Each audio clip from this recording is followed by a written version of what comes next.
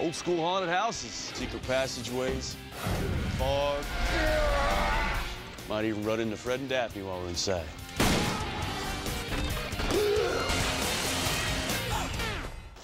Daphne.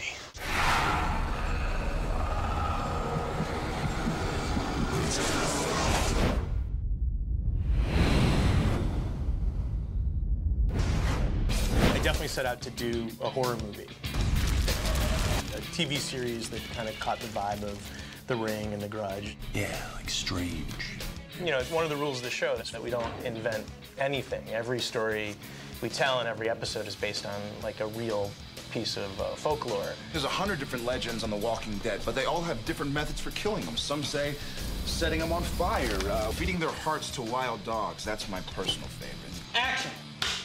I showed up on the first day of work with, like, 80 of these just little one-liners of what episodes could be, just pulled from just this real-life folklore across the country, you know, like killer clowns and arm ripped off, and, you know, all these... The licked hand. Yeah, the licked hand. That's one of my favorites. That's a fun show to work on because you don't sit around, like, banging your head against a wall. You just start doing research. And the homework is cool. I mean, all the ghost stories and stuff. It's an invisible killer. My favorite kind. What do you think, Scully? Want to check it out? I'm not Scully, you're Scully. No, I'm Mulder. You're a redheaded woman. We'll pull from old and new horror movies that we love and scenes that we knew, and that'll be a seed for an episode, and then we'll start kicking it around and what the Winchester version of it is. We can't stay here. We gotta get out of here somewhere. Let people know what's coming. Yeah, that's a good point. Night of the Living Dead didn't exactly end pretty. We're going to take vampires and do what other movies and shows have done with vampires. We were working on a werewolf idea, and it's how is it ours? What's different about it? What makes it a supernatural monster, not one you would see on something else? So they all have their origins in real lore, but then we run with it. 157 names? We gotta narrow that down. Yeah. Or else we're gonna be digging up a hell of a lot of stiffs. Herman Webster Mudgett? Wasn't that H.H. Holmes' real name? The term multi-murderer. They coined it to describe Holmes. He was America's first serial killer. Okay.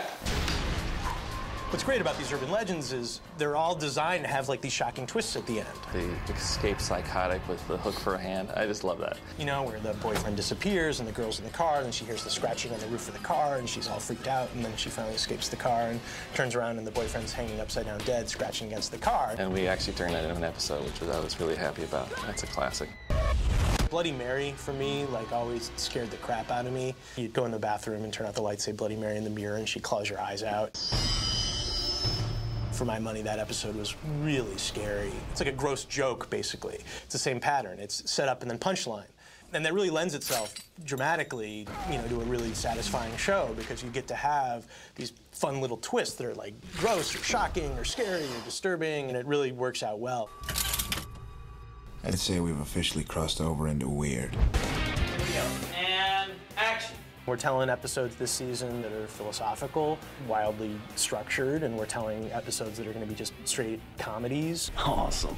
You know, one episode can be angsty, the next can be scary as hell, the other one can be funny, the other one can be a romance, and you can just keep hopscotching in genres and form. Los Angeles, California. What's in L.A.? Young girl's been kidnapped by an evil cult. Yeah? Girl got a name? Katie Holmes. Once we sort of settle on what the monster is, or the creature, or the spirit... I think I know what we're dealing with here. It's a Stay Puft Marshmallow Man. Beyond that, what's the story about? Right. And what is the personal story about, and how does this spirit, creature, monster affect our boys? So we always try to make the stories a little deeper. I'm one of them. No, you're not. Dean, the demon said he had plans for me and children like me. Yeah? Yeah, maybe this is his plan. Maybe we're all a bunch of psychic freaks. Maybe we're all supposed to be... What, killers? Yeah. So the demon wants you out there killing with your minds, is that it? Well, give me a break. You're not a murderer, Sam. You don't have it in your bones. No.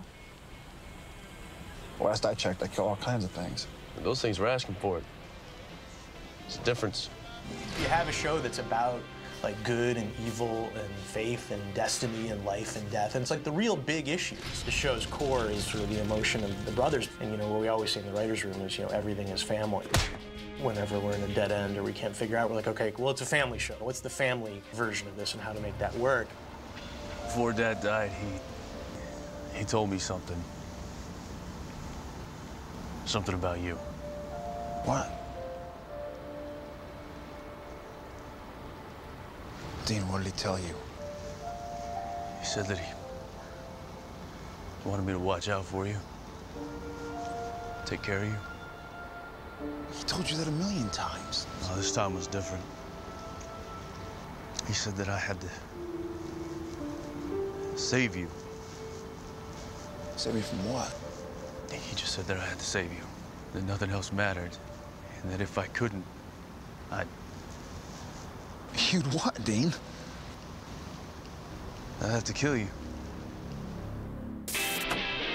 Most hour shows have a 7-day prep, but this show can't handle a 7-day prep. If they're not prepping before 7 days, we're in trouble because of all the visual effects and special effects.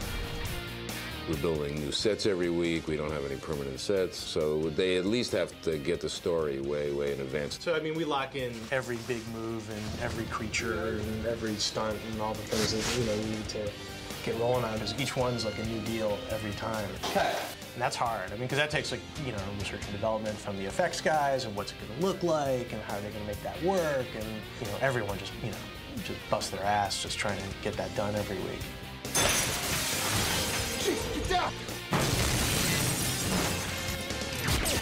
I do sometimes read the fan stuff, and when people say, oh, that was so scary, or that clown was terrifying, I get a kick out of it. It's great. It's exciting to you know, leave people with images that stick with them. It's a way to have a roller coaster ride and survive it. Yeah, that's how things roll around here at Supernatural. Our lives are weird, man. You telling me?